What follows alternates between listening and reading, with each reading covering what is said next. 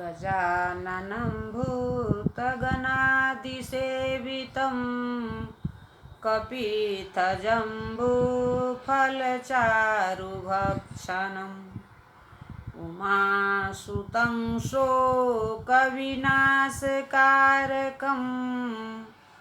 नमामि विघ्नेश्वरपादपङ्कजम्। नमस्कार, मैं काबरी कुमारी, सहायक प्राध्यापक साहित्य, जूठालाल संस्कृत महाविद्यालय, मंझौलिया, पश्चिम चंपारण। आज शास्त्री प्रतिष्ठा प्रथम खंड के छात्रों के लिए अभिज्ञान शाकुंतलम से मूल कथा में परिवर्तन बताने जा रहे हैं। कालिदास ने मूल कथा महाभारत से ही ली है, पर महाभारत के नीरस कथानक में उन्होंने यत्र तत्र चमत्कारी परिवर्तन करके उसे सरस बनाकर नया रूप दिया है। मूल कथानक के अनुसार राजा दुष्यंत शिकार खेलते हुए अपनी सेना के साथ महर्षि कण्व के आश्रम के पास पहुंचने पर अपनी सेना बाहर खड़ी करवा के आश्रम में प्रवेश करते हैं, किंतु अभिज्ञान शाकुंतल के अनुसार शिकार खेलते समय राजा की सेना पीछे छूट गई। राजा सूत के साथ आश्रम पर पहुंचते हैं, फिर भी सहसा प्रवेश नहीं करते। उन्होंने ऐसे समय पर प्रवेश किया जब तपस्वी कन्याओं द्वारा उनसे सहायता प्राप्त करने की चर्चा चल रही थी। यह घटना बड़े स्वाभाविक ढंग से प्रस्तुत की गई। पीछे सेना का भी उपयोग कवि ने अच्छे ढंग से किया है। राजा को न पाकर सेना उसे खोजती हुई आश्रम के पास आ गई। वहां उसने भगदड़ मचाना शुरू कर दिया। उस समय राजा शकुंतला सहित सखियों के साथ बातें करने में संलग्न था। सेना द्वारा मचाई भगदड़ समाचार सुनकर वे तपस्वी कन्याएं कुटी में चली जाती और राजा उन्हें सांत्वना देकर व्यवस्था करने के लिए बाहर जाता है। इस प्रकार कवि ने बड़ी सफाई के साथ शकुंतला के शील, स्वभाव, लज्जा और मुग्धता की रक्षा की योजना कर शकुंतला दुष्यंत के प्रथम मिलन को प्रस्तुत कर प्रथम अंक की समाप्ति कर दी। मूल कथा के अनुसार जब राजा दुष्यंत महर्षि कण्व के आश्रम पर पहुंचे तो उस समय महर्षि फल लाने के लिए वन में गए हुए थे। इसलिए उनकी पौत्र पुत्री शकुंतला ने उनका आतिथ्य सत्कार किया। राजा पूछने पर उसने स्वयं अपनी उत्पत्ति की कथा राजर्षि विश्वामित्र से मेनका में बताई।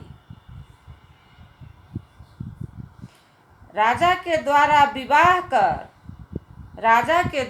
विवाह का प्रस्ताव करने पर उसने उनको महर्षि कण्व के वन से लौटने तक रुकने को कहा, किंतु राजा के जल्दी करने पर उसने एक प्रगल्भा व्यवहार निपुणा स्पष्टवादिनी महिला के समान इस शर्त के साथ विवाह करना स्वीकार कर लिया कि आपके बाद मेरा ही पुत्र राज्य का उत्तराधिकारी बनेगा। एक अपरिचित व्यक्ति के साथ भोली भाली तपस्वी कन्या का खुलकर इस प्रकार बातचीत करना अस्वाभाविक एवं नीरस प्रतीत होता है। इसके विपरीत अभिज्ञान शाकुंतल की शकुंतला लजालु एवं सुकुमारता का प्रतीत है। इस प्रकार कालिदास की शकुंतला में हृदय पक्ष की प्रबलता है, तो महाभारत की शकुंतला में मस्तिष्क पक्ष प्रबल प्रतीत होता है, जिसमें व्यापार की प्रवणता प्रतीत होती है। इसलिए कालिदास ने इस घटना को बदल दिया है। महाभारत में महर्षि फल फूल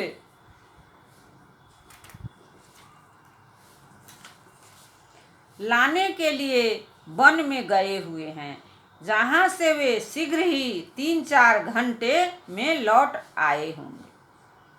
इतने अल्प समय में राजा दुष्यंत और शकुंतला का उस प्रकार का प्रणय पूर्व मिलन संभव नहीं प्रतीत होता। कालिदास के नाटक में महर्षि कण्व शकुंतला के अनिष्ट शांति के लिए प्रवास पर सोम तीर्थ गए हुए हैं। इस अंतराल में घटित होने वाली आश्रम की घटनाओं के लिए पर्याप्त समय दिया गया है, जो स्वाभाविक सा प्रतीत होता है, जिससे कथा में सरसता आ जाती है। यज्ञ के साक्षात तपस्वियों का राजा से ठहरने की प्रार्थना करना, यज्ञ के रक्षार्थ तपस्वियों का राजा से ठहरने की प्रार्थना करना, दुष्यंत शकुंतला के प्रणय का उद्भव विकास तथा दुर्वासा मुनि के शाप की कल्पना, ये सारी बातें महर्षि कण्व के दीर्घकालीन प्रवास में संभव हो सकती है। सुलभ को महर्षि दुर्वासा के शाप की चर्चा महाभारत में नहीं है,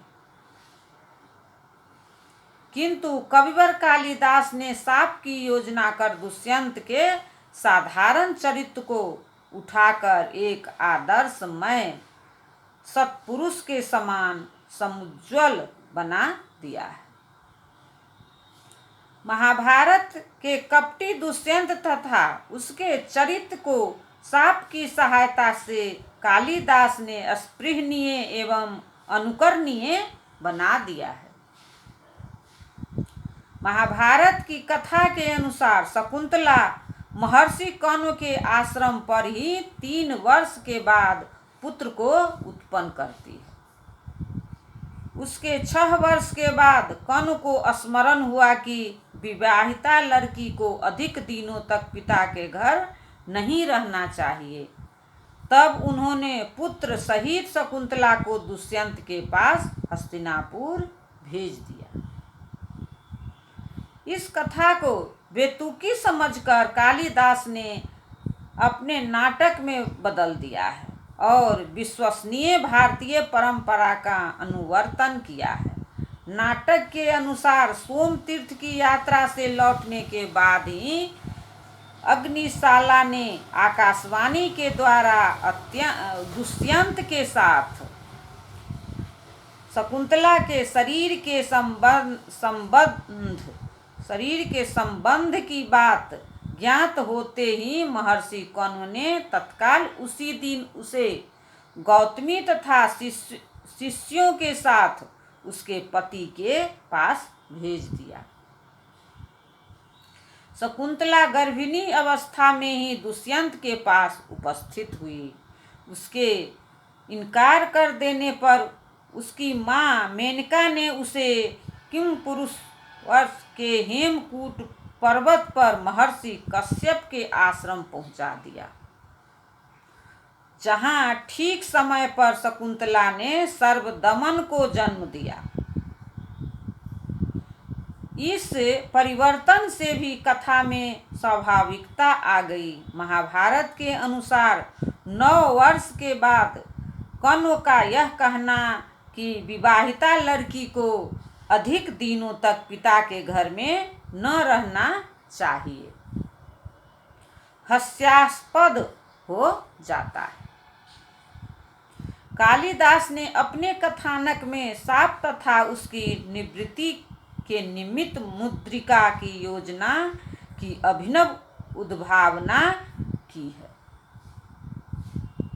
महाभारत का दुष्यंत कामुक तथा स्वार्थी प्रतीत होता है, किंतु नाटक में साप वाली घटना की योजना से उसका चरित्र उज्ज्वल एवं उदात्त हो जाता है। साप के कारण शकुंतला का पति के द्वारा तिरस्कृत होना स्वाभाविक है। इस अवस्था में पाठक दुष्यंत को दोषी नहीं ठहरा पाते, बल्कि आश्रम की मर्यादा तोड़ने के लिए शकुंतला को ही दंडनीय बताते हैं। वस्तुतः नाटक में विप्रलंभ श्रृंगार तथा अंतिम मिलन का जो हृदय स्पर्शी दृश्य का चित्रण हो गया है, वह इसी साप वाली घटना का प्रतिफल है। नाटक में साप के कारण दुष्यंत को शकुंतला का भूल जाना तथा साप की परिसमाप्ति पर स्मृति जागृत होने के लिए कवि ने अंगूठी वाली घटना को योजित किया है। दुष्यंत के दरबार में पहुंचने के पहले अंगूठी का गिरना और पुनः प्रत्याख्यान के बाद उसका मिल जाना, बाद में उसे देखकर कण्वाश्रम की सारी घटना का स्मरण हो जाना, ये बातें बड़ी निपुणता एवं स्वाभाविकता के साथ संयोजित की गई। महाभारत के अनुसार शकुंतला पुत्र के सहित दुष्यंत के पास राजमहल में उपस्थित हुई। दुष्यंत ने सारा वृत्त जानते हुए भी जब उसे अस्वीकार कर दिया, तब निराश होकर वह जाने लगी। ठीक इसी समय आकाशवाणी हुई, भरस्वपुत्रम दौष्यन्ति सत्यमाह शकुंतला। शकुंतला सत्य कह रही है दुष्यंत, यह तुम्हारी ही पुत्र है।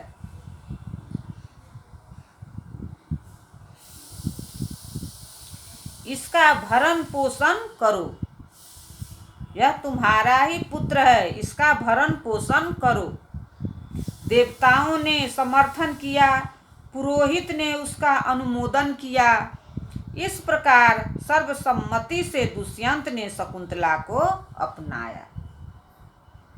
इससे दुष्यंत के हृदय की कमजोरी प्रकट होती है, अतः कवि ने इसे बदल दिया। नाटक के अनुसार शकुंतला गर्भिणी अवस्था में ही राजा के पास गई। दुर्वासा ऋषि के शाप के कारण उसे उसके साथ हुए गांधर्व विवाह आदि का व्रत विस्मृत हो गया, अतः उसने उसे पर स्त्री समझकर धर्मतः अपने यहाँ रखना उचित नहीं समझा। अनंतर सारगर्भ, शारदत्त और गौतमी उसको वहाँ छोड़कर वन में लौट जाने के बाद विवश हो अपने भाग्य को कोसकर रोती हुई पुरोहित के पीछे पीछे उसके घर जाती हुई शकुंतला को एक स्त्री रूप वाली अदृश्य ज्योति उठा ले गई।